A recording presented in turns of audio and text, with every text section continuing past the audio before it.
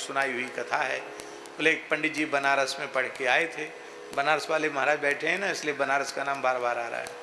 बनारस में पढ़ के पंडित जी आए और ब्राह्मण का धनहीनता से तो चोली दामन जैसा संबंध होता है। तो विवाह तो हो गया, लेकिन बहुत विपन्नता थी, गरीबी थी।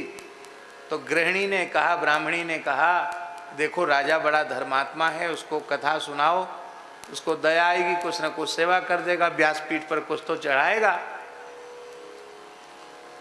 तो उन्होंने सोचा कि भाई भागवत करें तो 7 दिन में पूरी, और राम कथा कहें तो 9 दिन में पूरी। महाभारत कहो 4 महीना कम से कम लगेगा, इतना विशाल ग्रंथ है। तो पंडित जी ने 4 महीने महाभारत कही।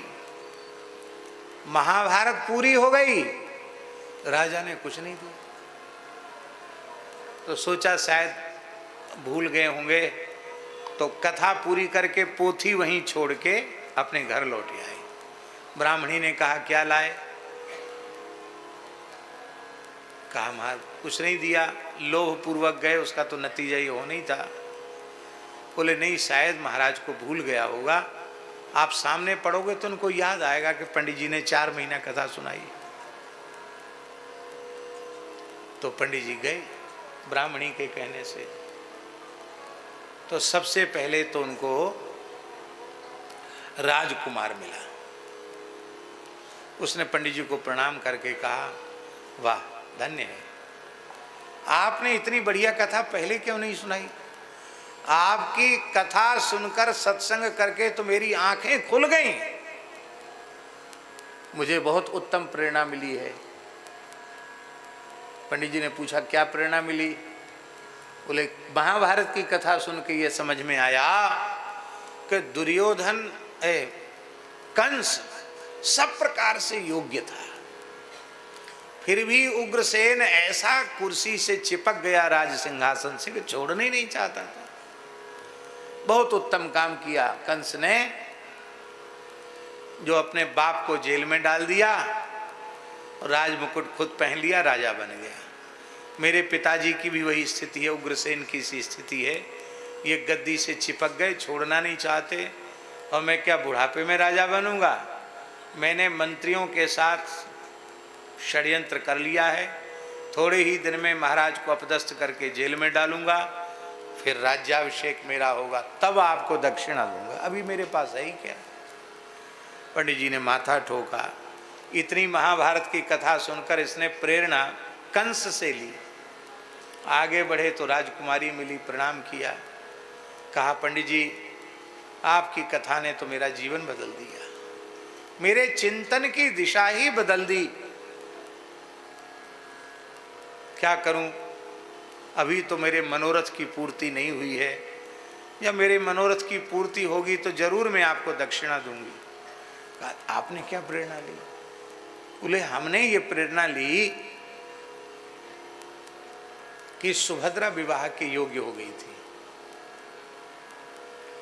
और दाऊ जी और श्री कृष्ण ज्यादा बहन के प्रति ममता होने के कारण ब्याह की चर्चा ही नहीं चलाते, ये चली जाएगी, इसके बिना हमारा मन कैसे लगेगा। तो अर्जुन आए और अपनी बातचीत हो गई और भाग के चली गई अर्जुन के साथ। तो मैंने भी एक राजकुमार से संपर्क साध लिया है, मैं भी देवी पूजन के समय भाग के जाने वाली हूँ, मेरा ब्याह हो जाएगा तो मैं आपको दक्षिणा दूंगा। पिताजी तो करेंगे नहीं। लो भाई, इसने यही प्रेरणा ली, माथा ठोका पंडित जी ने। आगे चले तो महारानी मिली। महारानी ने कहा पंडित जी पाए लागूं, आपने तो मेरी दृष्टि अब तक बंद थी, उसे आपने खोल दिया। क्या हुआ? बोले हमने सुना कि द्रौपदी की बड़ी महिमा, पंचकन्या स्मरेन नित्यम महापातक नाशनम, तो इतनी महिमा कैसे हो गई? बोले 5 पांडव उसके पति थे, मैं एक ही में संतुष्ट रह गई, इसलिए मेरी कोई महिमा नहीं बढ़ी, मैं भी 4 और वर्ण करने वाली हूँ। पंडित जी ने माथा ठोका कि हे भगवान, ये कैसी महाभारत की कथा, आग लग गई इस घर में। तो अब गए महाराज राजा के पास। तो राजा ने कहा, आओ पंडित जी आपने इतनी बढ़िया कथा पहले क्यों नहीं सुनाई? कितना धन हमने दान पुण्य में बर्बाद कर दिया। आपने कथा सुनाकर हमारी आंखें खोल दी। दुर्योधन ने कितनी अच्छी बात कही, शुच्यग्रमपि न दास्य विना युद्धेन केशव। मैं सुई की नौक के बराबर भी भूमि बिना युद्ध के नहीं दूंगा। अब मैंने निश्चय कर लिया है, लड़भड़ के तुम हमसे कुछ ले जाओ तो ले जाओ, वैसे फूटी कौड़ी देने वाला मैं नहीं हूं। पंडित जी बोले हमारी पोथी हमें वापस दे दो। बोलो भक्तवत्सल भगवान की। ये कहीं पढ़ी हुई कथा नहीं है, ये पहाड़ी बाबा की सुनाई हुई कथा है।